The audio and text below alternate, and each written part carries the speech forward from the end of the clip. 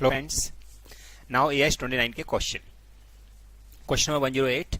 Mini Limited took a factory premises on lease on 1/4/2016 for 2 lakh per month. Okay, the lease is operating lease. During March 2017, Mini Limited relocated its operation to new factory building. ठीक है, the lease on old factory premises continuously to be live up to 31st December 2019. Okay 16 में leave लिया और 31 2019 तक चलेगी और 2 lakh rupees per month. ठीक है, the lease can not be cancelled and can not be sublet to another user. My god, मतलब वो लीज ऐसी है कि हम अभी फंसे हुए हैं, कुछ नहीं कर सकते. ठीक है, the auditor insist that lease rent of balance 33 month that is up to 31st December 2019 should be provided in the accounts for the year ended 31st March 2017. Mini Limited seeks your advice. तो friends, simple बात में बोले तो ये जो चीज है वो हमको एक्सेप्ट करनी चाहिए कि नहीं करनी चाहिए. तो फ्रेंड्स, जब अपने ऐसा रेंट हमको पता है कि भरना ही पड़ेगा, उसका कुछ यूज है नहीं, ऑल्टरनेटिव यूज है नहीं, और हमने हमारा जो ऑफिस से ट्रांसफर कर लिया है, तो डेफिनेटली हमको क्या करना चाहिए, इसको पूरे एक्सपेंस को पीएनएल में ट्रांसफर कर देना चाहिए, उसका प्रोविजन बना देना चाहिए और हमारे पीएनएल में चार्ज करके 31 मार्च 2017 वाले दिन पूरा खत्म कर देना चाहिए. कितना नुकसान हो गया हमारे लिए, क्या कर सकते हैं. ठीक है, सो नाउ फ्रेंड्स, लिखेंगे कैसे, तो आपको याद है मैंने आपको बताया था 3 स्टेप में आंसर लिखना है. उस स्टेप के हिसाब से आप आंसर लिखिए. So let's note down answer to question number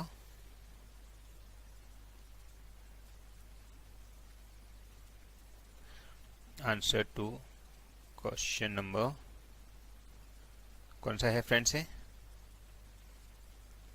108 page number 189 1.89. सो 108 1.89 राइट पीएम. बताइए क्या लिखेंगे answer.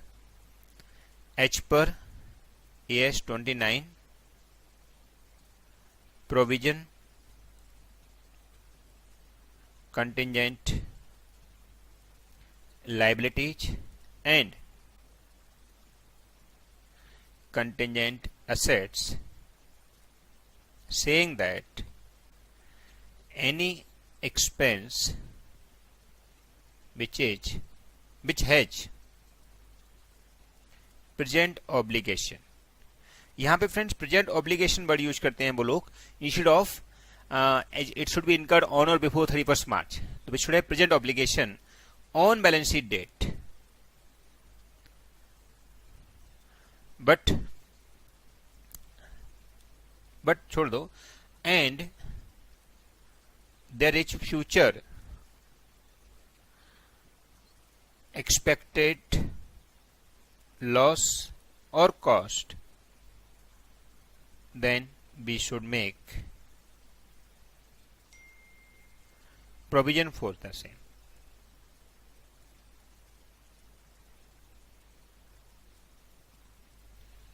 Then should make provision for the same. Therefore, in the present case, क्या करेंगे? Very good. In the present case, we need to अच्छा present case पर लिख दो. In present case be had taken lease for 3 years, but due to some reason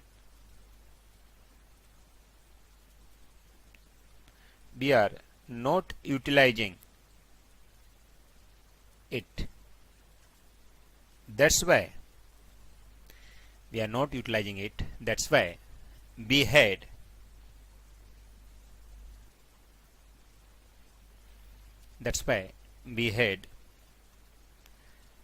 discontinue this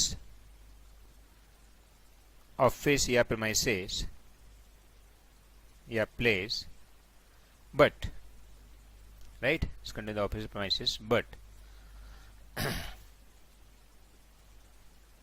they had to pay, but they have to pay for the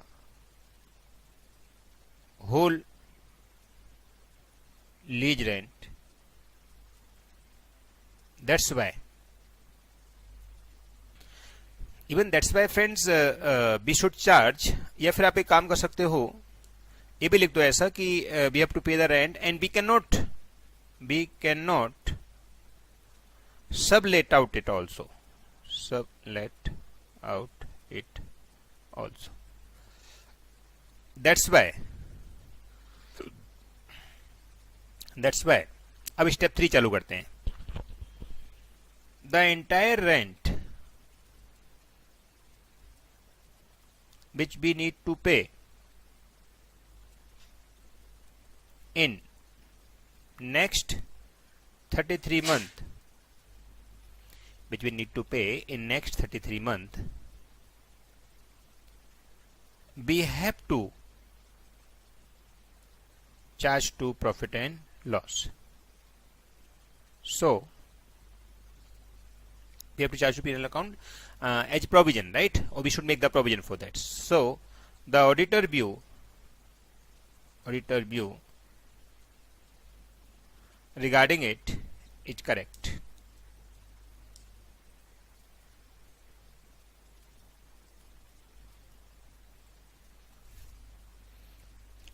मतलब क्या हो गया friends कि हमको प्रोविजन बना देना चाहिए उसका, कि हमको पता है लॉस होने वाला है हमारा, राइट? लिख दो, that is we should make the provision. We should make the provision. ठीक है. 109 friends, next question. EXOX Limited is in the process of finalizing of accounting for the year ended 31st March 2016.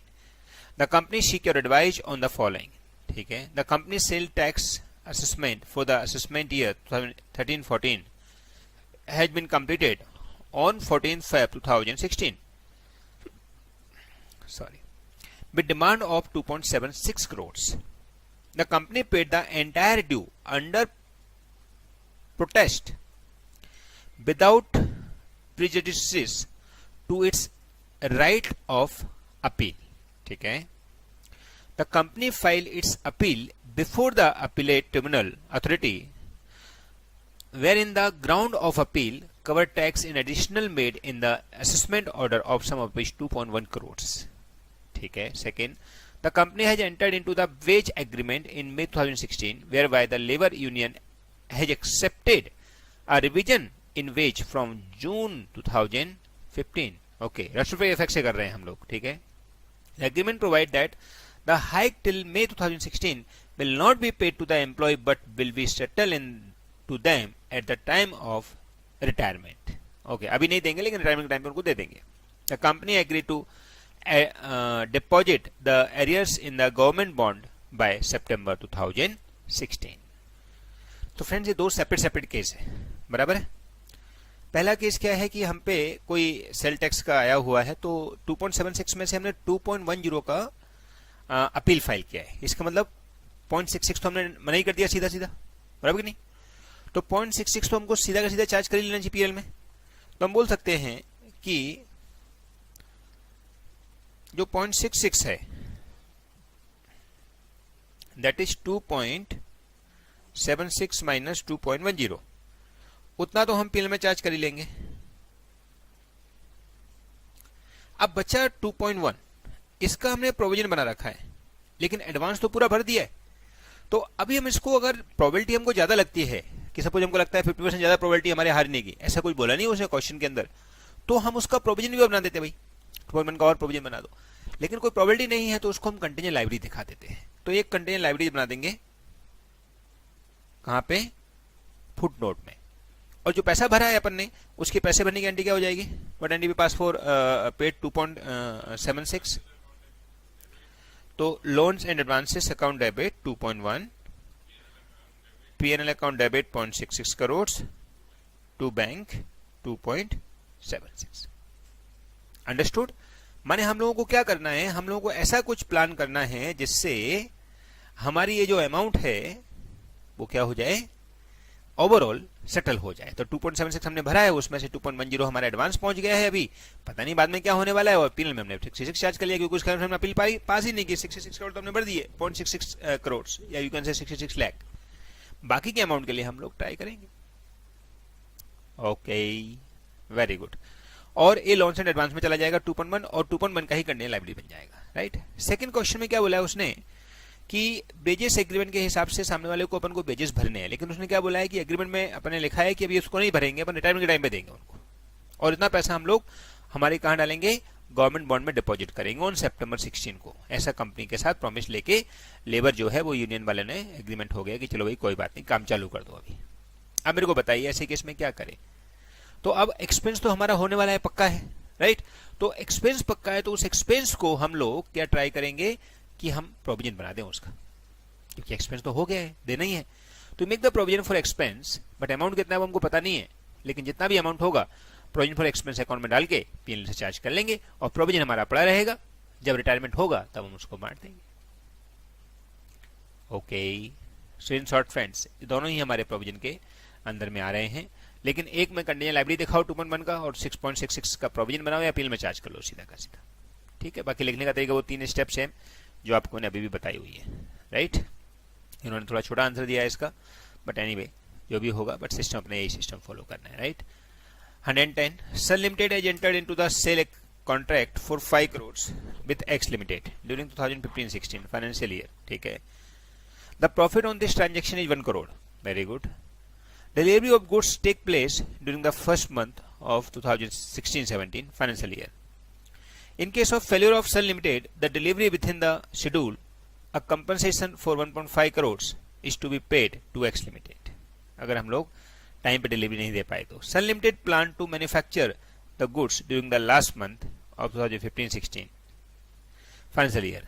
As a balance sheet date 31st March 16, the goods were not manufactured and it was unlikely that Sun Limited will be in the position of meet the contractual obligation. मतलब उसका वो contract fulfil नहीं होने वाला है, जो 1.5 करोड़ का हमको उसको पेनल्टी भरना पड़ेगा, ऐसा लग रहा है, राइट।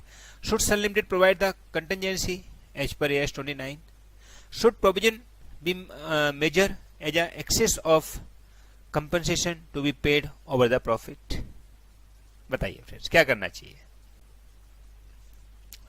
तो फ्रेंड्स अभी क्वेश्चन ये आ जाता है कि पहला पार्ट जो है Sun limited provide the contingency as per S 29, तो आंसर आता है कि ये जो उसने प्रोविजन बनाने का लिया हुआ है कॉन्ट्रैक्ट, ये देखो ये 1.5 करोड़ पेड करना पड़ेगा अगर नहीं हमने पे किया विद इन 31 मार्च। तो अब हमको लगता है कि हम इसको हार जाएंगे, ये देखो नॉट मैन्युफैक्चर, ऐसा हमको लगता है, तो इसकी प्रोबेबिलिटी हमको हायर लग रही है लॉस होने की। सो इसके according we should make the provision for contingent 1.5 CR बना देना चाहिए, ठीक है। तो वो आप एस के हिसाब से आंसर जो लिखना होता है 3 स्टेप में वो बराबर लिखना और लिख देना यहाँ पे कि हमको प्रोविजन फॉर कंटिजेंसी बना देना चाहिए, दैट इज 1.5 करोड़। दूसरा बोला है should provision of the major at the excess of compensation of the paid up over the profit. देखो ये फ्रेंड्स, ये प्रॉफिट जो 1 CR का होने वाला है हमको उस ट्रांजेक्शन पे, जो कि हमने 5 करोड़ का बना के देना है, तो वो 1 CR का जो प्रॉफिट है वो तो सेल हो जाएगी जब होगा, और अभी तक सेल तो हुई नहीं है।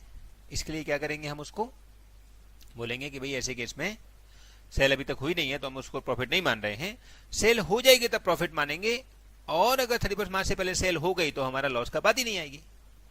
इसके लिए कंटिजेंट का लॉस का बात ही नहीं आएगी। तो कंटिजेंट लॉस अगर करने का है तो वो सेल नहीं हुई है, इसके लिए प्रोविजन 1.5 का बनाना पड़ेगा, नेट प्रॉफिट का नहीं कर सकते हैं, टोटल प्रोविजन बनाना पड़ेगा, दैट इज 1.5 CR, ठीक है। बाकी उन्होंने आंसर लिख के दिया है, अपन आप देख सकते हो, बाकी स्टेप 1 2 3 अप्लाई करनी है, right. Question number 11, an oil company has been contamination netting land for service several years, okay, it does not clean up because there is no legislation requiring cleaning up, okay. At 31st March 2017, it is virtually certain that a law requiring a cleanup of land already contaminated will be enacted shortly after the year end, is provision presently necessary?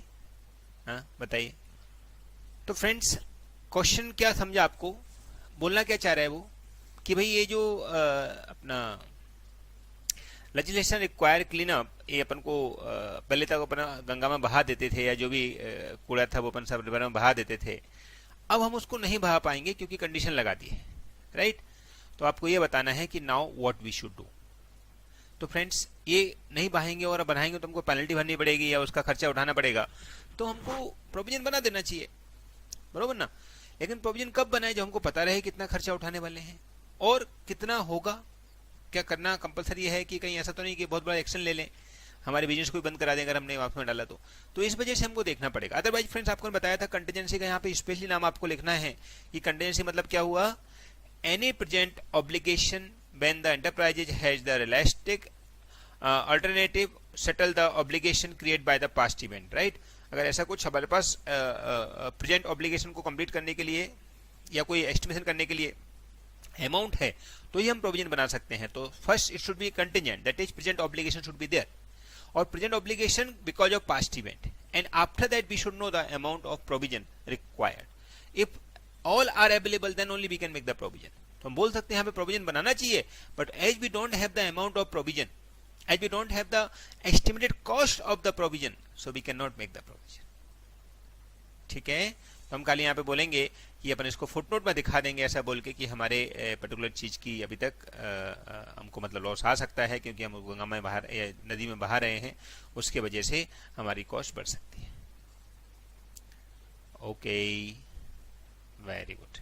बार इसका answer पढ़ लेते हैं। As per S 29 provision contingent liabilities and contingent assets, a past event will lead to a present obligation when the enterprises has no realistic alternative to settle the obligation created by the past event.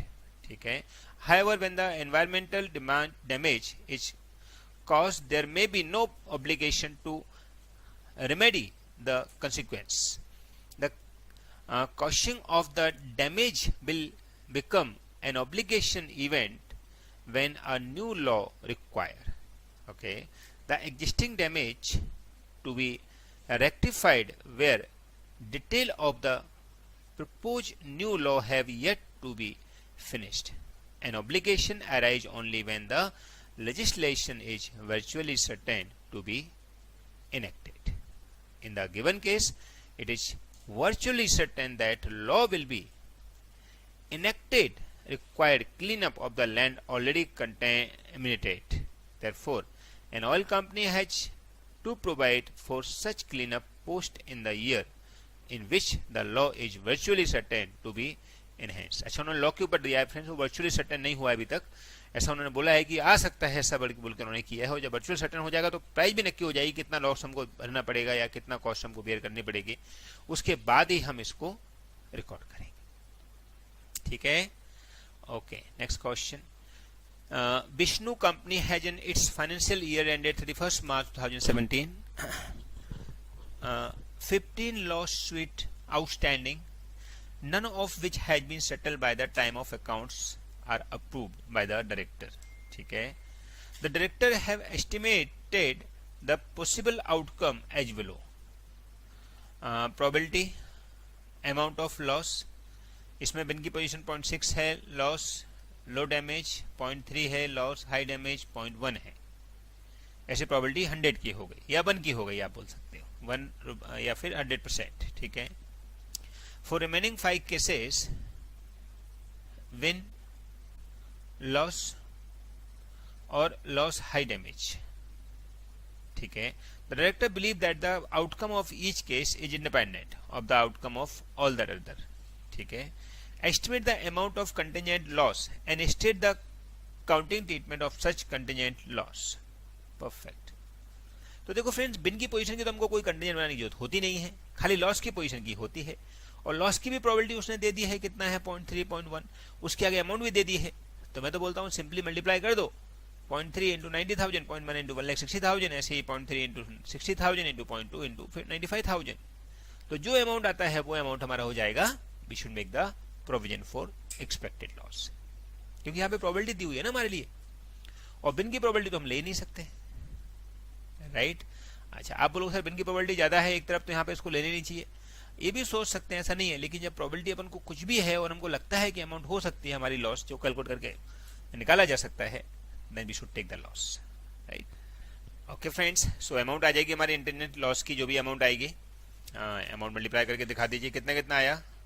0.3 into 90 कितना हो जाता है, 27,000, ये 16,000, right. कितना हो गया total मिलके 43,000। ये कितना हो गया 18,000। ये कितना हो गया 4250, 4250 नहीं, हाँ 4250। ये 19 है फ्रेंड्स, 4250 नहीं है, राइट। ये कितने केस हैं, ये हमारे शायद 10 केस हैं, और ये कितने केस हैं, ये 5 केस हैं। इसका टोटल लगा दो पहले, 37,000 into 5,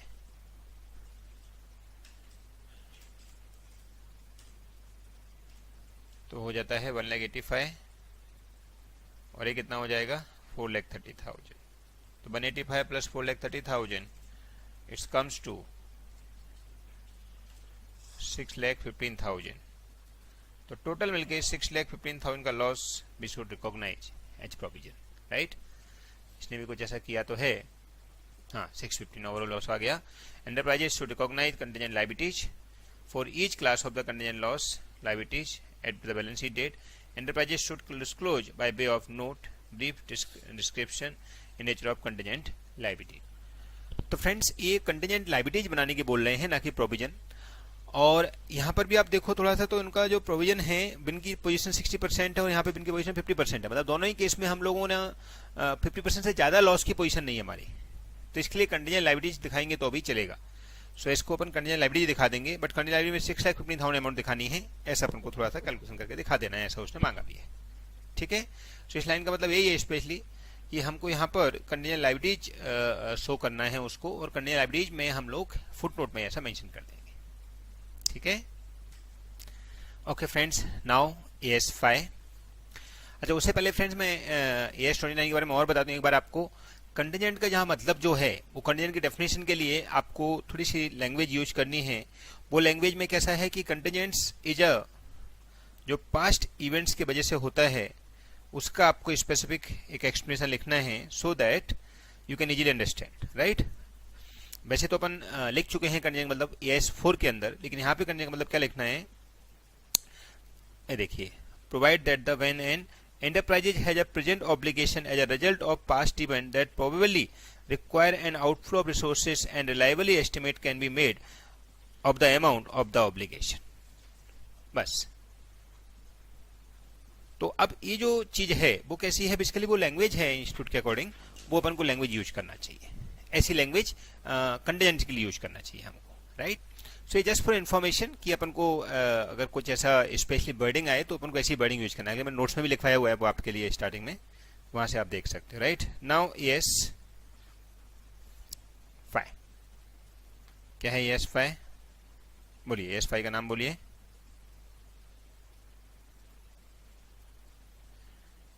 net profit and loss for the period, prior period item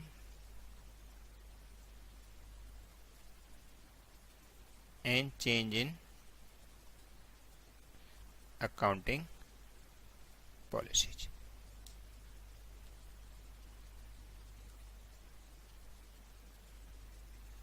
ठीक है, ये हमारे AS5 का नाम है, net profit and loss for the period, prior period item and change in accounting policy. अब ये अगेन 3 अकाउंटिंग स्टैंडर्ड का बेस है, ठीक है। तो तीनों का बेस अपन डिस्कशन तो पहले कर ही लिया है, बट फिर भी एक शॉर्ट रिव्यू में आपको दोबारा से दे देता हूं। नाउ फ्रेंड्स, ये भी 3 पार्ट में था, आपको याद होगा। सबसे पहला net profit and loss for the period, जिसका मतलब होता है कि प्रॉफिट एंड लॉस को 2 हिस्सों में बांटना है। कौन कौन से बोलो, net profit and loss for the period कितने हिस्सों में बांटना है, ऑर्डिनरी कोर्स ऑफ बिजनेस, या आप बोल सकते हो ट्रेडिंग प्रॉफिट, बराबर। और सेकेंड एक्स्ट्रा ऑर्डिनरी प्रॉफिट या लॉस, ये इसका पर्पज है। माने आप प्रॉफिट को बताइए कि बिकॉज ऑफ नॉर्मल एक्टिविटी की वजह से कितना मिला और एक्स्ट्राऑर्डिनरी की वजह से कितना मिला है। ठीक। सेकेंड, प्रायर पीरियड आइटम, क्या लिखेंगे? Prior period item. इसका मतलब क्या था कि एनी इनकम और expense arising in the current financial year, arising in the current financial year as a result of error or omission in preparation of financial statement of one or more prior period। तो ऐसा कोई item जो prior period के वजह से इस साल आ गया है, बराबर। तो आप लिख सकते हैं, इसका क्या हो जाएगा? इसका मतलब एनी इनकम और expense arising in the current financial year as a result of error or omission in preparation of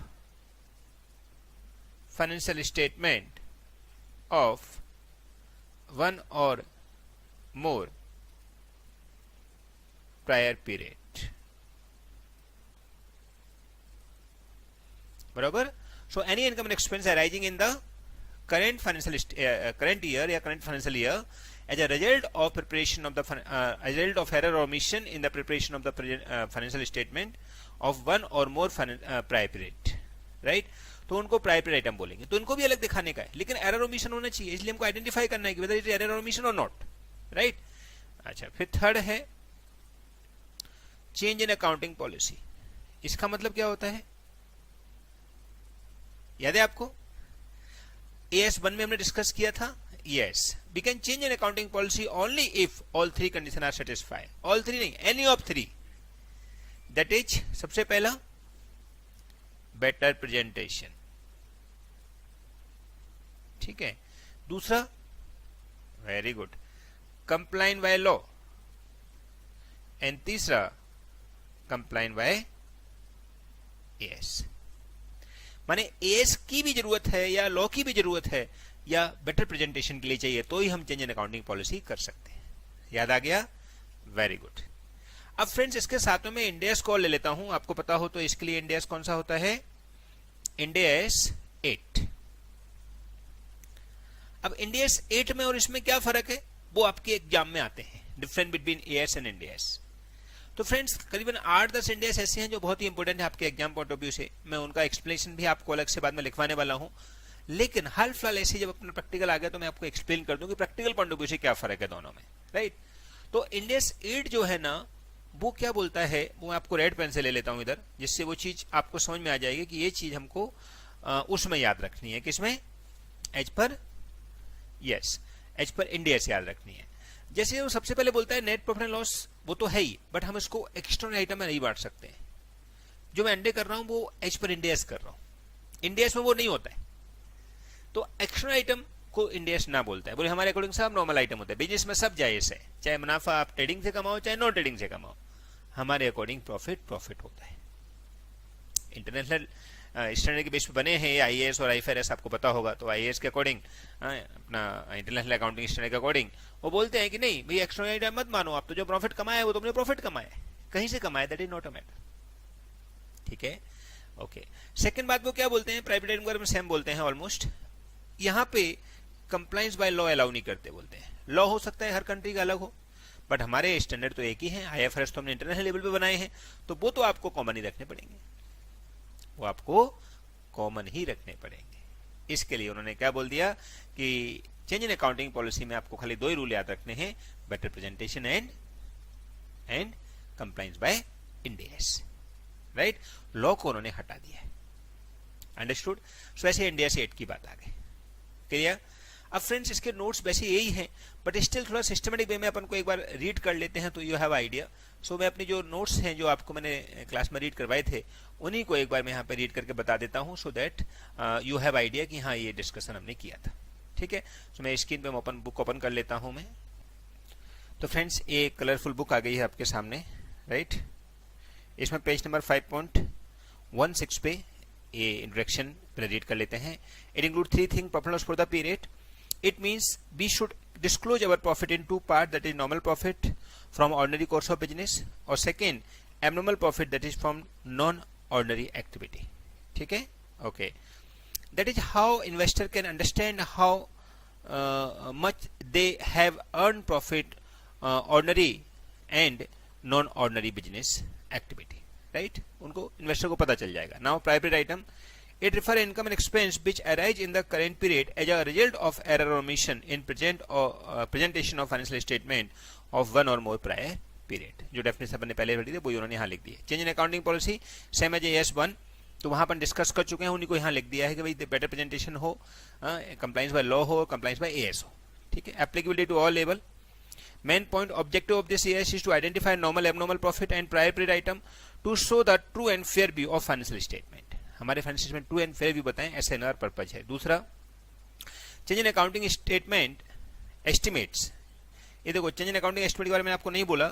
इसका मतलब क्या होता है कि जो भी चीज हम अकाउंटिंग पॉलिसी में कर रहे हैं चेंज, वो जरूरी नहीं अकाउंटिंग पॉलिसी चेंज हो. जैसे एग्जांपल के लिए अगर कोई ऐसा चेंज किया जो खाली एक एस्टिमेशन में चेंज कर दिया, जैसे आप पहले होता था कि स्टॉक में आप 10% लेस करके वैल्यू करते थे, अब 10 करके वैल्यू करते थे लेकिन कॉस्ट पे वैल्यू कर रहे थे.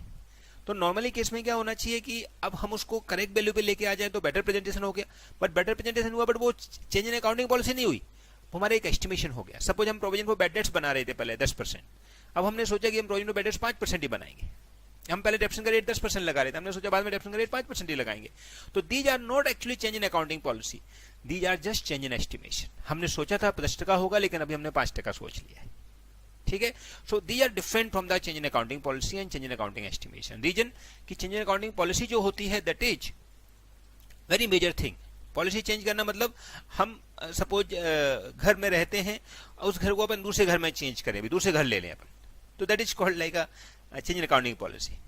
चेंज इन अकाउंटिंग एस्टिमेशन कैसे, जैसे हम रेंट पे भाड़े पे रह रहे हैं, तो भाड़े पे रह रहे हैं तो ठीक है, नेक्स्ट मंथ किसी और जगह रह लेंगे, तो उसमें कोई बड़ा दिमाग नहीं लगाने का. लेकिन परचेज करना है तो बहुत दिमाग लगाना पड़ेगा, क्योंकि हम पहले वाले घर को सेल करें या ना करें, दूसरे वाला घर खरीदेंगे नहीं खरीदेंगे, it's for long term. Are you understood? तो उसके हिसाब से हमको सोचना है. तो change in accounting estimation estimates हम बोल सकते हैं क्या होगा कि ये एक कैलकुलेशन है जो हमारे एस्टिमेशन के हिसाब से हमने सोचा था. तो एस्टिमेशन करना, चेंज करना थोड़ा बड़ी बात नहीं है, लेकिन अकाउंटिंग पॉलिसी को चेंज करना थोड़ा बड़ी बात है, राइट. तो उसने लिखा है it refer to revision of accounting estimation due to change in the circumstances and condition on which those estimates were based. In this case, we should consider like we had purchased new assets from the date of change in estimate. For example, change in estimate of useful life of the fixed assets, income tax provision, provision for bad debts, etc. ठीक है. Then finds disclosure आ जाता है. We should disclose all ordinary profit, extraordinary profit from business separately, right? Profit loss for the from the period, private item, वो सब disclose करना चाहिए. Then effect on change in accounting policy और estimates, उसका भी disclosure करना चाहिए. ठीक है, तो एक पेज के होता है फ्रेंड्स, वो हमारा डायरेक्टली हो गया. अब ये क्वेश्चन जो हम अभी कर रहे हैं, बाकी ये नोट्स जो है हमारे यहाँ से ही रीड हो गया. इसकी आपकी कॉपी भी आपके पास है, तो आप वहाँ से देख सकते हो. ठीक है, आपको दी है वो कलरफुल प्रिंट नहीं देगा, हो सकता है तो आप डायरेक्टली प्रिंट यूज कर सकते हो. वो भी जेरोक्सी है, बट कलरफुल के लिए वो बुक बनाते थे, वो बुक थोड़ी सी बाइंडिंग खराब हो जाती थी, उस वजह से कलरफुल का कॉन्सेप्ट थोड़ा कम कर दिया है. Now friends, question number 19 module का है, पीएम का है, जो कि पेज नंबर 1.16 पे है, राइट. क्या बोलता है question? Omega limited has to pay delayed cotton clearing charges over and above the negotiation price for taking delayed delivery of cotton from the supplier go down. ठीक है. Up to 2015-16 the company has regularly included such charges in the valuation of closing inventory. Okay. This being in the nature of interest, and company has decided to exclude it from the closing inventory. Very good. मतलब क्या होता था कि ये interest के nature का था, जो कि डिलेड कॉटन चार्जेस हम चालू करते थे, बराबर ना। Company has regularly included the charges in the valuation of the closing inventory. कौन से?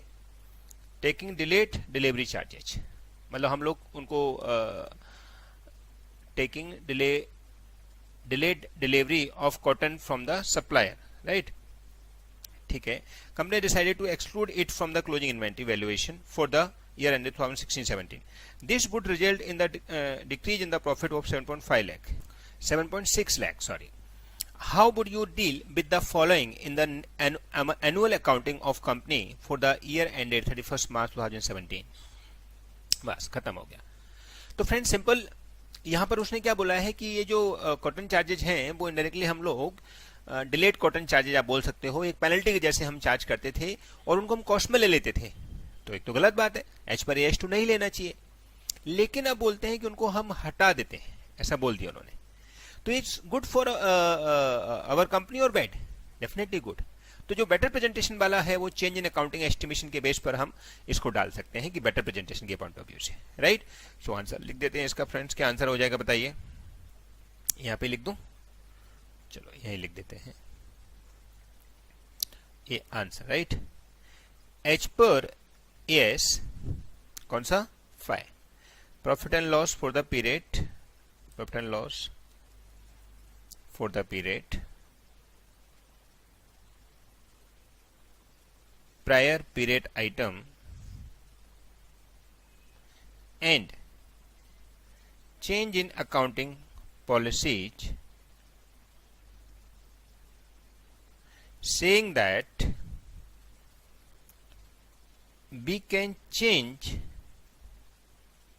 our estimation or policy if it's follow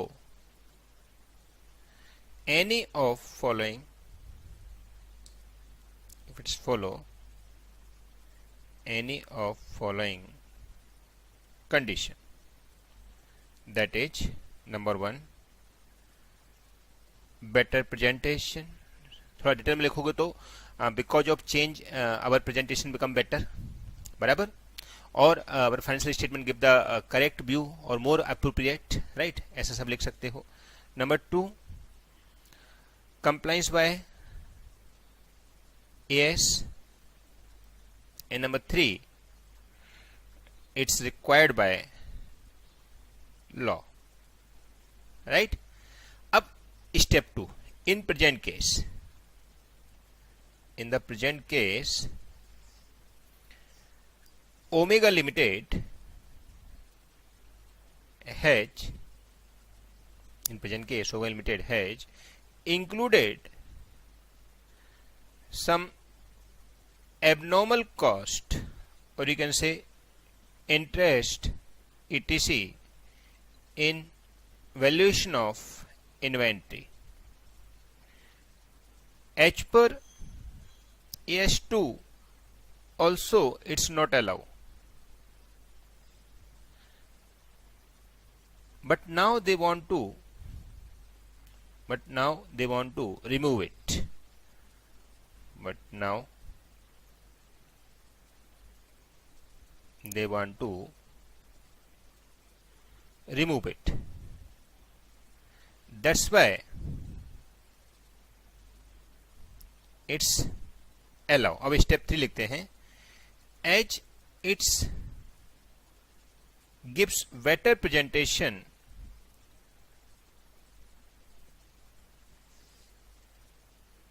as it gives better presentation compared to previous year, that's why it's allow। Also we should give disclosure to in our financial statement in such a way that all effect due to this change can be shown। Understood? इसके वजह से जो भी effect है वो सब effect हमारे दिखाए जा सके, ये भी हमको एक डिस्क्लोजर दे देना चाहिए। तो आप चाहो तो एक डिस्क्लोजर बना सकते हो छोटा सा, जिसके अंदर मेंशन कर दो। हालांकि ये सब जरूरत नहीं होती है, बट मार्क्स सपोज 5 का है, हमको जो ज्यादा एरिया नहीं मिला है तो आप लिख सकते हो। Okay, so this is friends H पर AS5 हमको ऐसा आंसर लिखना चाहिए, राइट। बिल्कुल मैं रीड करता हूँ। Next question number 20, state how you will deal with the, friends इन्होंने डिस्क्लोजर भी दिया है इसका, वो आप चाहो तो यूज कर सकते हो, अदरवाइज कोई ऐसी कंपलसरी नहीं है डिस्क्लोजर देना, बट एक रेफरेंस ले दे दिया उन्होंने, ठीक है। State how you will deal within the accounts of U Limited for the year ended 31st March 2017 with reference to accounting standard when the company finds that the inventory sheets of 31st March 2016 did not include 2 page containing detail of inventory worth 14.5 lakhs। तो friends क्या बन गया हमारा ये, actually देखा जाए तो हम इंक्लूड करना भूल गए, डिड नॉट इंक्लूड 2 पेज जिसके अंदर 14.65 लाख की हमारी इन्वेंट्री की वैल्यू थी, तो that is become private item. क्योंकि प्राइवेट आइटम का मतलब ही वो था एनी इनकम एंड एक्सपेंस बराबर विच इज नॉट इंक्लूडेड या not included due to error और omission in the presentation of financial statement in 1 और मोर प्रायर पीरियड, तो डेफिनेटली हमारा क्या बन जाएगा, वो प्राइवेट आइटम बन जाएगा। तो एरर ओमिशन ये है ये हमारा, और लास्ट ईयर में हुआ है तो हम बोल सकते हैं प्राइवेट आइटम बन जाएगा। तो अपने वो लाइन लिख देंगे सेपरेट, प्राइवेट आइटम की मीनिंग वो वर्डिंग बराबर लिखनी है, याद रखना वर्डिंग सेम होना बहुत जरूरी है। जो ऐसी चीजें हैं जहां पे मैंने आपको वर्डिंग अंडरलाइन करवाई है उन वर्डिंग को यूज करना आप, क्योंकि वो कॉमन है सब में यूज करने वाले हैं, तो क्या दिक्कत है, लिख देंगे बराबर। ओके आगे इनका आंसर देखना है, पढ़ लीजिए एक बार।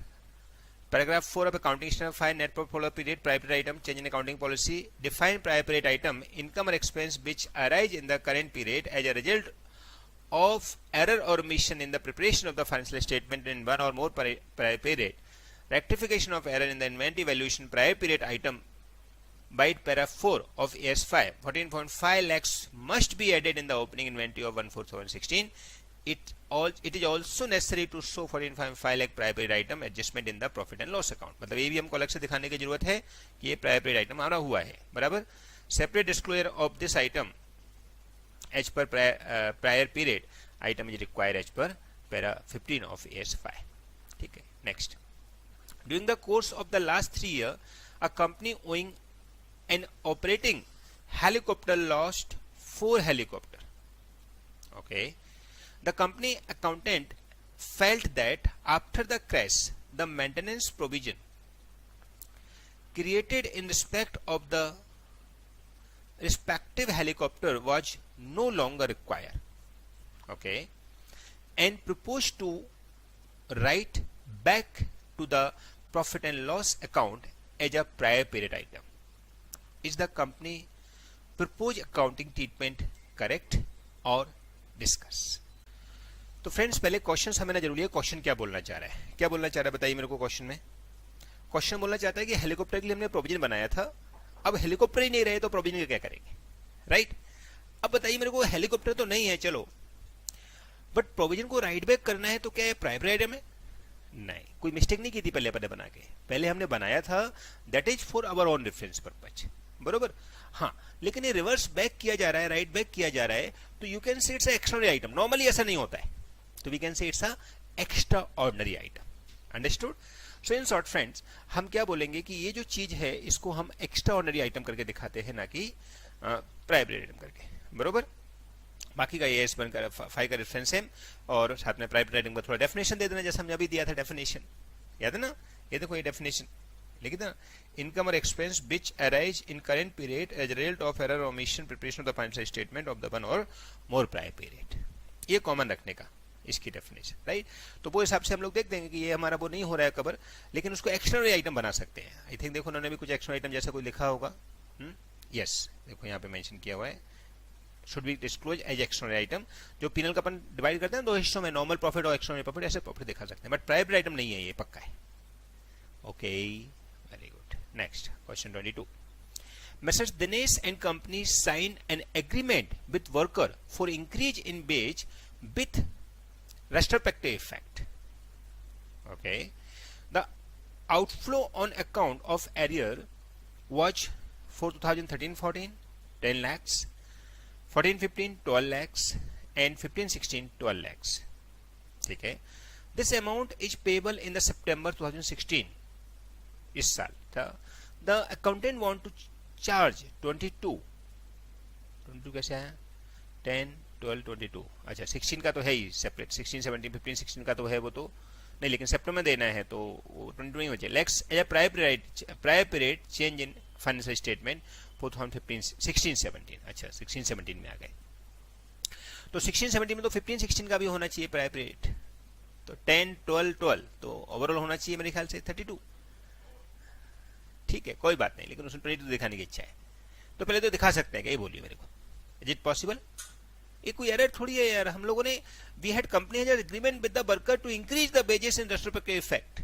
तो पहले थोड़ी हमने कोई एरर किया था. ये वो तो अभी एग्रीमेंट साइन किया है. हो सकता है वर्कर ने प्रेशराइज किया हो, कुछ ऐसा हो, तो इसके लिए हम इसको क्या बोलेंगे? It's a simple change. हाँ, एक्स्ट्राऑर्डिनरी बोल सकते हैं, वो हम दिखा सकते हैं इसको. जैसे हमने प्रीवियस सम को आंसर लिखा वैसे अपन इसका आंसर भी दिखा सकते हैं कि एक्स्ट्राऑर्डिनरी है हमारा. बाकी 3 स्टेप में आंसर लिखना है वो हमको नहीं भूलना है. एस 1 में हमारा एक्सप्लेनेशन हो जाएगा. स्टेप 1 में एस 5 के अकॉर्डिंग तीनों का मतलब और पाइप ट्रेडिंग का मतलब क्या होता है वो भी दिखा दो. एक्स्ट्राऑर्डिनरी का मतलब भी क्या होता है वो भी दिखा दो कि जो भी आइटम नॉर्मल ट्रेडिंग में नहीं आता है वो एक्स्ट्राऑर्डिनरी आइटम होता है. राइट. तो ऐसे करके हम इसको एक्स्ट्राऑर्डिनरी आइटम बता सकते हैं बट प्राइप आइटम नहीं दिखा सकते हैं. उसका व्यू बराबर नहीं है. राइट.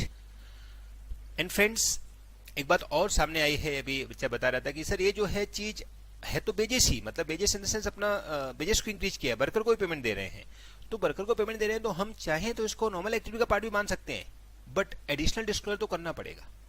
यानी अगर आप एक्स्ट्रा आइटम नहीं दिखाना चाहते हो तो आप चाहो तो क्या कर सकते हो, इसको एक्स्ट्रा ऑर्डिनरी ना बोल के स्पेशल डिस्क्लोजर दे दो. लेकिन स्पेशल डिस्क्लोजर भी देंगे तो कहीं ना कहीं तो वो एक्सप्लेनेशन में आ ही जाएगा ना. या तो ऑर्डिनरी होता है, एक्स्ट्रा नहीं होता है. स्पेशल डिस्क्लोजर क्या होता है? बराबर.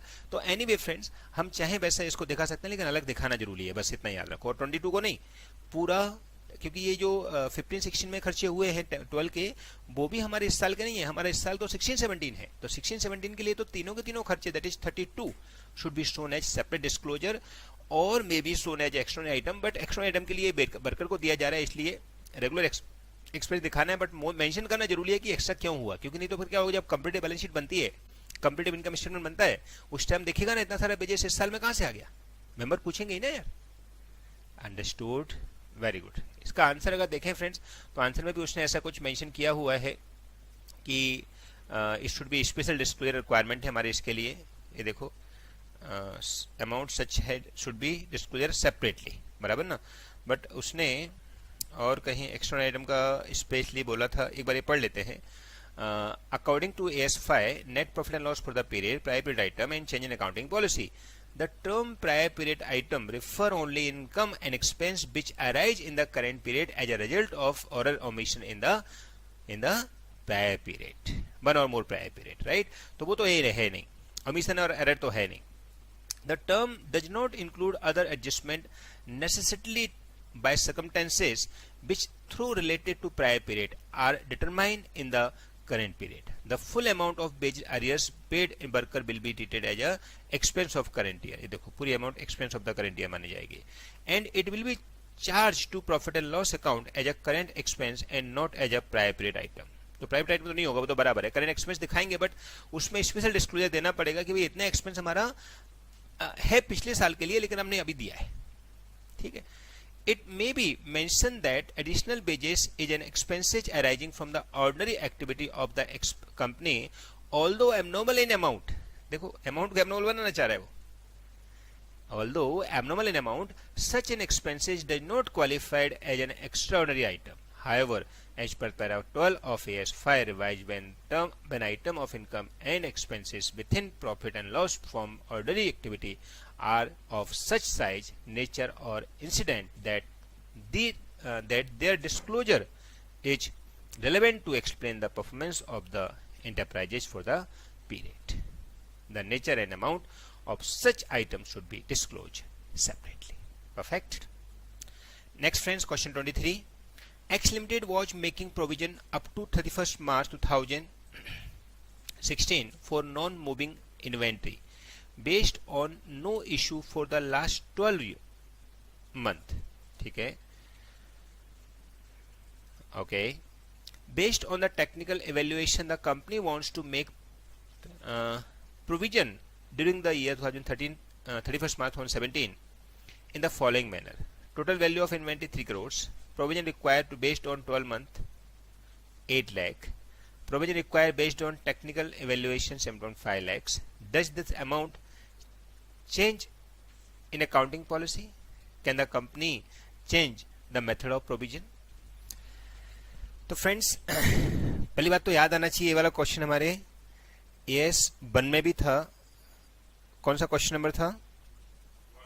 क्वेश्चन नंबर 1 ही था मॉड्यूल में, लेकिन हाँ पेज नंबर क्या था? 1.23 मॉड्यूल के अंदर, राइट.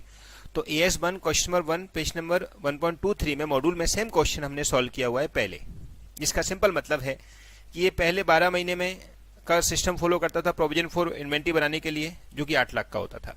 अब भाई साहब की इच्छा है टेक्निकल बेस पर कि 12 महीने का कोई सिस्टम ठीक नहीं है, हमारे पास टेक्निकल टीम है, वो बताएगी कितना होना चाहिए, तो उसके हिसाब से 7.5 लाख है. ठीक है, ये क्वेश्चन है. क्वेश्चन का आंसर क्या है? Does this amount of change in accounting policy? Obvious नहीं है, अकाउंटिंग पॉलिसी तो हमने सीखी हुई है, अकाउंटिंग पॉलिसी तो हो नहीं सकती, एस 1 में डिस्कशन किया था, right. So it not accounting policy. Then second, can the company change the method of provision? तो आंसर इज यस, क्योंकि मेथड प्रोविजन हम बोल सकते हैं कि ये चेंज इन एस्टिमेशन है, इट्स चेंज इन एस्टिमेशन है, उसके हिसाब से हम इसकी जो चेंज है वो ओपन कर सकते हैं, 7.5 पे ला सकते हैं मेथड ऑफ प्रोविजन को. ठीक है. सो इन शॉर्ट फ्रेंड्स, यहां पर हम बोल सकते हैं कि company should change the accounting policy.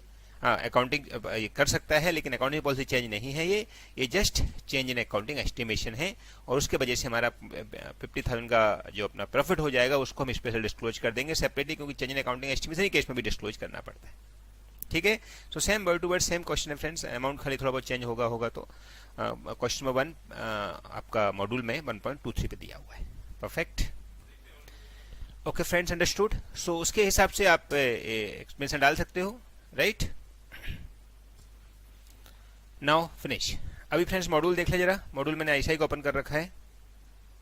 ये रजिस्ट्रेशन है जो कि आपके AS 5 से दिए हुए हैं. ठीक है.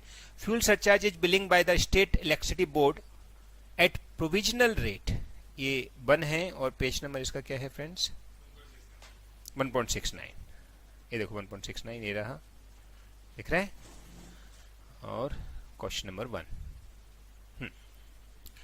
fuel charges is billed by the state electricity board at provisional rates. Okay, final bill for fuel surcharge of 5.3 lakhs for the period October 2008 to September 2015. Okay, had been received and paid in February 2016. Okay, however, the same was accounted in the year 16-17. Comment on the accounting treatment of done by the said case. बताइए friend. तो friends कुछ answer सोचा? देखो, आपके mind में एक बात आना चाहिए कि ये जो फ्यूल चार्ज है हम 2008 से लेकर सितंबर 15 तक का has been receive and paid in February 2016 को. अब फरवरी 2016 को अगर इसको पे कर रहे हैं तो अकाउंटिंग 15-16 होगा, 15-16 होगा कि 16-17 होगा? 15-16 होना चाहिए. ये भाई साहब बोलते हैं however the same account has been year of 16-17. ये तो गलत बात है. हमारे जब 15-16 का अकाउंट है तो 15-16 में यूज करो ना यार. why you using for 16-17? तो उसके लिए हम क्या करेंगे, हम यहाँ पे एक मेंशन करेंगे कि ये अकाउंट हमारा 16-17 नहीं 15-16 का होना चाहिए. बट दिखा दिया तो क्या करें, तो इसका मतलब एरर हो गया, और एरर ओमिशन हो गया. तो AS 5 क्या बोलता है कि ऐसा आइटम जो कि इनकम एक्सपेंस है इन the current financial year that is 16-17 as a result of error or omission, याद है ना, error or omission in the preparation of the financial statement of one or more prior period, it's consider prior period item. तो हम 16-17 इसको prior period item मान सकते हैं, बरोबर. और इसके अलावा एक स्पेशल डिस्क्लोजर दे देंगे भाई कि ऐसा ऐसा हमने किया है, और prior period item को भी हम डिस्क्लोज तो करते ही है. Perfect. Okay, next friends. There was a major theft in store valued at 10 lakh in the preceding year, which was detected only during current financial year 2016-17. How will you deal with this information in preparation the financial statement of R Limited for the year ended 31st March 2017. तो friends इन लोगों ने क्या किया हुआ है, ये लोग बोलते हैं कि कोई चोरी हुई और हमको पता इस साल चल पाया, ठीक है, तो इसका मतलब उस साल हमको नहीं पता चला, तो एरर हो गया, ओमिशन हो गया। तो एरर ओमिशन को क्या करना चाहिए, error omission should be shown separately और उसका डिस्क्लोजर देना है।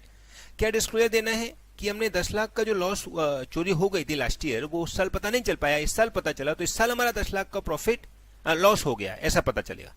तो या तो प्रीवियस ईयर के प्रॉफिट को कम कर दो 10 लाख से, इस साल के प्रॉफिट को 10 लाख से अपने आप कम हो जाएगा, तो ओपनिंग स्टॉक कम कर दो 10 लाख से और प्रॉफिट को कम कर दो 10 लाख से, किसको, लास्ट ईयर के, तो इस साल करेक्ट हो जाएगा। प्लस वो 10 लाख का जो लॉस है वो हमारा प्राइवेट आइटम है, ऐसा हमको मेंशन कर देना है, बराबर। ऑल्टरनेटिवली फ्रेंड्स आप बोल सकते हैं एक बार अपन चाहें तो कि ये जो चीज है आपकी कहीं ना कहीं क्लोजिंग स्टॉक की वैल्यू हम लोग कई बार फिजिकल बेस पे करते हैं, पता है। अब अगर फिजिकल स्टॉक वेरिफिकेशन के बेस पे किया जा रहा है क्लोजिंग स्टॉक की वैल्यू, तो फिर स्टॉक का आएगा ही नहीं, रिकॉर्ड ही नहीं होगा, ऑब्वियस ना। तो अगर ऐसा कुछ है तो आप बोल सकते हैं कि हमारा फिजिकल स्टॉक वेरिफिकेशन बेस पे किया है, दैट्स व्हाई वो एरर रिकॉर्ड ही नहीं था। फिर क्या हो जाएगा, फिर उसको अपन एरर ही नहीं मानेंगे, क्योंकि हमको पता ही है कि हमारी वैल्यू कम कर दी अपन ने, तो अपने आप लास्ट ईयर में ही प्रॉफिट रिकॉर्ड हो गया या लॉस रिकॉर्ड हो गया। अंडरस्टूड। सो इन शॉर्ट, अगर हम इसको ऐसा मानते हैं कि एरर है तो इसको प्राइवेट आइटम मानना है, पहली बात, राइट। बाकी स्टेप 1 2 3 सेम लिखना है। पहले स्टेप 1 में आपको एक्सपीरियंस लिखना है AS5 का, जो मैंने स्टार्टिंग में बताया था, उसके अकॉर्डिंग अपनी क्या क्या कंडीशन हो सकती है प्राइवेट आइटम के लिए, वो फुलफिल करनी है। कि private item income expense arise in the current year as a result of error और omission in the preparation of the financial statement of the one और more previous period, prior period, उसके according ये जो चीज है हमारी error बना के हम इसको दिखा देंगे, राइट। और अगर फिजिकल स्टॉक वेरिफिकेशन किया है तो एरर है ही नहीं, ऐसा मान लेंगे, राइट। लेकिन एरर है ऐसा बोल के आप दिखाइए और हमारे प्रीवियस ईयर के प्रॉफिट को और प्रीवियस ईयर के स्टॉक को, यानी कि इस साल के ओपनिंग स्टॉक को चेंज कर दीजिए और प्रीवियस ईयर के प्रॉफिट ब्रॉट डाउन जो किया है उसको चेंज कर दीजिए, तो ऑटोमेटिक इफेक्ट नलीफाई हो जाएगा, ठीक है। यानी कि ओपनिंग स्टॉक चेंज हो जाएगा और हमारा ओपनिंग प्रॉफिट भी चेंज हो जाएगा, तो अपने आप ही वो नेट हो जाएगा, लेकिन इनडायरेक्टली हमको दिखाना पड़ेगा 10 लाख का प्राइवेट आइटम है, ठीक है। Perfect. Next friends, question number 3।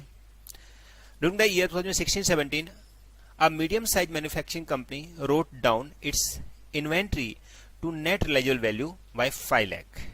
Okay, is a separate disclosure it's necessary? बताइए फ्रेंड्स, इंडिविजुअल केस है ये। फ्रेंड्स इंडायरेक्टली बोलना है वो क्या चाहता है कि हमने रिटर्न डाउन वैल्यू, मतलब जो एनआरबी है उसको भी 5 लाख से कम कर दिया है। देखो क्या लिखा है, a medium sized manufacturing company write down its inventory to net real value by 5 lakh, माने नेट रियल वैल्यू 5 लाख जो भी होगी उसमें से 5 लाख और कम कर दिए। Is a separate disclosure necessary? अरे ऑब्वियस नेसेसरी है भाई, आपको देना पड़ेगा सेपरेट डिस्क्लोजर। इवन आपने पूरा डिटेल अगर हमको पता नहीं है तो हम पूरा उसका एक्सप्लेनेशन लिखते हो उसको कि भाई क्यों करना है ऐसा। आपकी अभी कॉस्ट कम है, कॉस्ट एनआरबी बिचारे लेस पे वैल्यू करते हैं, तो कॉस्ट कम है इसलिए आप एनआरबी को कॉस्ट पे लेके आ रहे हो, या तुम्हारा क्या इंटेंशन है। बट हाल फिलहाल हमको इतना पूछा, उसके हिसाब से हमको बोल देना चाहिए कि yes separate disclosure necessary, right. Even हम बोल सकते हैं कि थोड़ा सा एक्सटर्नल आइटम भी बोल सकते हैं इसको कि भाई हमने स्पेशली माइनस किया है, तो इसको सेपरेट एक्सटर्नल आइटम बोल के आप किसी भी किस्म का डिटेल अभी हमारे पास नहीं है उसके हिसाब से हम दिखा सकते हैं। उसने 3 आंसर पूछे तो हमको वो स्टेप 1 जो है वो तीनों के लिए कॉमन लिखनी है। स्टेप 2 में एक क्वेश्चन का थोड़ा सा एक्सप्लेनेशन देना है, और स्टेप 3 के अंदर एक्सप्लेनेशन में हम इतना ही लिखेंगे कि yes separate disclosure necessary as it's not a normal circumstance, it's specific circumstance, extraordinary भी बोल सकते हैं, that's why it should be separate disclosure. Okay, perfect. Second part friends, a limited company has been included interest in the valuation of closing inventory in 2016-17. The management of the company decided to follow AS2 and accordingly interest has been excluded from the valuation of closing inventory. This has resulted a decrease in the profit of 3 lakh. Is disclosure necessary? Of course yes. If so, drop the same.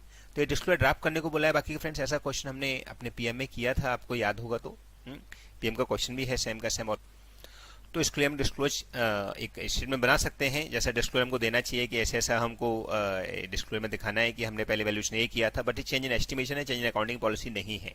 याद है ना आपका PM में question किया था same का same. Perfect, तो आप डिस्क्लोजर लिख सकते हो पीएम के बेस पर ही, जैसा पीएम में था. A company sign a agreement with the employ union on 1/9/2016 for revision of wages with the retrospective effect from 30/9/2015. This would cost the company additional liability of 5 lakh per annum. Is the disclosure necessary for the amount paid in 2016-17?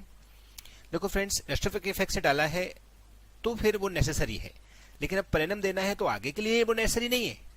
But till date हमने 2 साल का इकट्ठा ले लिया है तो disclosure थोड़ा सा देना चाहिए. It's not extra item but should be disclosure देना चाहिए. इसका जैसा क्वेश्चन भी हमारा पीएम में था, बराबर. तो इसका एक थोड़ा डिस्क्लोजर हमको देना चाहिए कि 5 लाख पर एनम अपन आगे से कॉस्ट हो गई है, प्लस हमारा 3915 से हमारा आज तक इकट्ठा डाला है, तो हमने ऐसा डिस्क्लोजर में दिखा देना है कि ये हमारे स्पेशल खर्चे या स्पेशल एक्सपेंडिचर आ गया है, जो भी हमारा आगे भी बढ़ता रहेगा. और ये एक्सपेंडिचर एक्स्ट्रा के नहीं बनाने, स्पेशल नेचर के बनाने. ठीक है, ओके. तो ऐसा फ्रेंड्स इनका आंसर दिया हुआ है, वो भी आप देख सकते हो, देखना चाहो तो. Next question. While preparing a financial accounting for the year ended 31st March 2017, Renvo Limited create a provision for bad debts and doubtful debts are 2% in trade receivable. ठीक है. A few weeks later, the company found that payment for the sum of the major trade receivable were not forthcoming. Oh. Consequently, the company decided to increase the provision by 10% on the trade receivable as on 31st March 2017. Okay. As a 2017, as the accounts were still open waiting approve of the board of director, is this to be considered as an extraordinary item or private item? Comment. तो friends, अभी comment में हम बोले तो ये question क्या बोलना चाहता है, एक्स्ट्रा आइटम और प्राइवेट आइटम बोल के तो हमको यस 5 का है तो पता चल गया है, बरोबर. खाली एक चीज और एक्स्ट्रा पता लगानी है कि प्राइवेट आइटम और एक्स्ट्रा आइटम तो हो नहीं सकता है, क्योंकि दोनों ही इस केस में ये हमारा प्रोविजन का एस्टिमेशन हमने चेंज किया है, क्योंकि हमको लगा कि हमारे मेजर कोई डेटर्स वगैरह हैं, वो हो सकता है पैसा ना दें. तो इसके लिए it's consider like a change in estimation. और चेंज इन एस्टिमेशन का इफेक्ट जो होता है वो हमको बता देना चाहिए. बेसिकली 3 स्टेप में जो आंसर लिखना है वैसा हमको आंसर लिखना है, और चेंज इन एस्टिमेशन का थोड़ा सा रेफरेंस दे देना है कि जो हमको डिस्क्लोजर है वो दे देना है. चेंज इन एस्टिमेशन की वजह से जो चेंजेज हुए हैं बाकी का सब सेम ही है, बराबर. और कोई एक्स्ट्रा आइटम नहीं है और कोई प्राइवेट आइटम नहीं है. ठीक है. बाकी फ्रेंड्स, इसने भी आंसर इस बार शायद 3 स्टेप में दे दिया जैसा हम लिखते हैं, तो आप इस आंसर को एक बार पढ़ सकते हो अच्छे से, सो दैट वो 3 स्टेप का आपको रिवीजन हो जाएगा. Right. Okay. Next, 5th. The company find that the inventory sheet 31st March 16 did not include 2-page content detail inventory birth page 14.5 lakh. State how will you deal with the following matter in the account Omega Limited. Friends, ये तो company का नाम भी same रखा है, याद है ना, अभी पीएम में किया, जस्ट अभी किया है. ठीक है. Next question 6.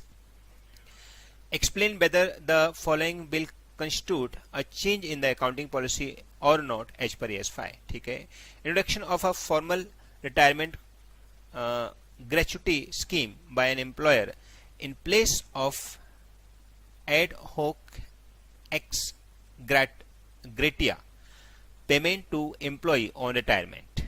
ठीक है. सेकंड क्या है, management decide to pay pension to those employ who have retire after completion 5 years of service in the organization. Such employee will get pension of 20,000 per month.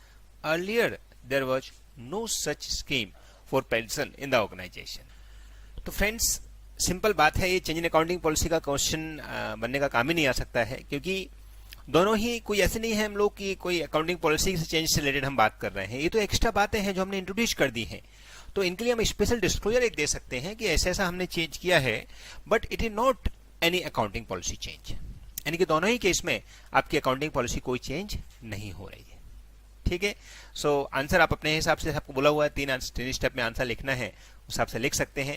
और क्यों नहीं हो रहा है अकाउंटिंग पॉलिसी में चेंज, क्योंकि अकाउंटिंग पॉलिसी चेंज के लिए जो AS 5 में हमारे रूल बताया हुआ है, जैसे मैंने आपको लिखवाया था, AS 1 के टाइम पे वो डिस्कस किया था कि फॉर बेटर प्रेजेंटेशन चेंज करते हैं तो अलाउ है. और चेंज अकाउंटिंग पॉलिसी का मतलब क्या होता है कि हम अगर कोई ऐसा बड़ा चेंज करते हैं, change in estimation and change in accounting estimation बहुत फर्क होता है. इवन ये तो चेंज इन एस्टिमेशन भी नहीं है, ये तो क्या है, हमारे एक एक्स्ट्रा फैक्ट है जो हम लाना चाह रहे हैं. तो इनके लिए हम सेपरेट डिस्क्लोजर दे सकते हैं, otherwise no problem. Okay friends, so with that we had finish AS 5 and ये जो सारी चीजें हैं ये फ्रेंड्स मैं आपको बताना चाहता हूँ कि आप वो 3 स्टेप में आंसर एक्सप्लेनेशन करो, प्लस ये छोटी छोटी चीज़ें जो मैं आपको स्टार्टिंग में एक्सप्लेनेशन के टाइम पे बोलता हूँ, जैसे हमने एक पेज का खाली डिस्कशन किया AS5 का, और AS4 का 29 का पहले डिस्कशन हो चुका था, खाली क्वेश्चन ही करवाए आपको मैं। तो उसके हिसाब से इट्स वेरी इजी फ्रेंड्स, और अगर आप ऐसा प्रेजेंटेशन करते हो तो आपको कोई भी मार्क्स नहीं काट सकता है। एंड प्लस मॉड्यूल और PM के सारे क्वेश्चन अगर आपने कर लिए तो आई गारंटी फ्रेंड्स कि कोई भी क्वेश्चन आपको ऐसा नहीं लगेगा जो एग्जाम में नया है। Okay friends, thank you very much. This is CA Manoj Gupta, your friend, mentor and coach. Thank you very much, all the best.